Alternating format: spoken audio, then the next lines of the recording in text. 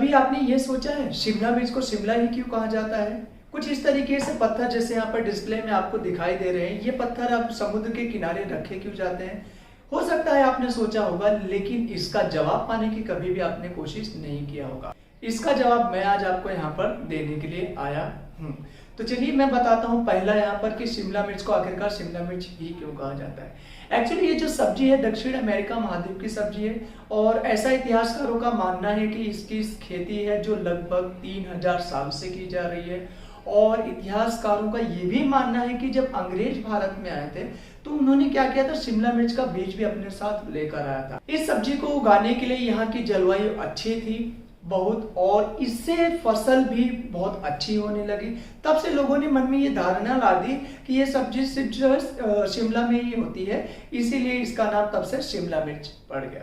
या फिर आप इसका एक अलग तरीके से ये भी बोल सकते हैं, शायद आपके मन में आया होगा कि ये सब्जी सबसे पहले शिमला में उगाई गई थी, इसी वजह से इसे शिमला मिर्च कहा जाने लगा। लेकिन आजकल के टाइम में ये सिर्फ और सिर्फ शिमला में ही नहीं, वाराणसी और दूसरे मैदानी इलाकों में भी इसकी खेती की जाने लगी है। क्या आपको पता है शिमला मिर्च को अंग्रेजी में क्या कहते हैं? कमेंट करके बताना बिल्कुल मत भूलिएगा।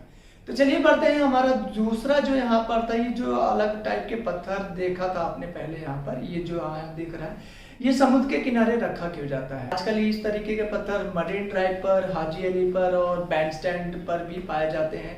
उसका राज क्या आखिर क्यों रखा जाता है? तो चलिए मैं आपको सबसे पहले ये बता देता हूँ कि इस तरीके के जो पत्थर होते हैं उसे टेट्रापॉड कहा जाता है, जिसमें 4 पैर होते हैं। अगर ऐसे पत्थर पाए जाए जिसमें से 3 पैर होते हैं तो उसे ट्राइपॉड कहा जाता है, ये याद रखिएगा।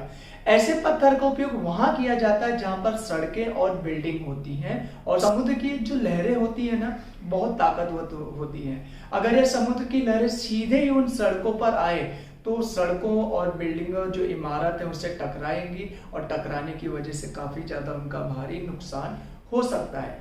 इसी नुकसान को बचाने के लिए समुद्र के किनारे ऐसे पत्थरों को रखा जाता है, जिससे जब भी समुद्र की लहरें आए तो इन पत्थरों से टकराकर अलग हो जाए और उनका जो ताकत है लहरों की वो काफी कम हो जाए, रोड या जो इमारतें होती हैं उसका नुकसान ना हो। तो जाने से पहले आप मुझे जाते जाते ये जरूर बता कर जाइएगा कि ये जानकारी क्या आपको पहले से पता थी तो बहुत अच्छी बात है, दूसरों से बताइए। नहीं पता थी तो भी आप दूसरों को बताइए और ये जानकारी यहाँ से लेकर जाइए। और याद रखिएगा 4 चीजें, 1 लाइक, 1 शेयर, 1 कमेंट और 1 सब्सक्राइब करना मत भूलिएगा। और आप वादा करिए ये भी कि इन चारों में से 2 चीज़ आप जरूर करेंगे। Thank you so much watching for my videos. नमस्कार।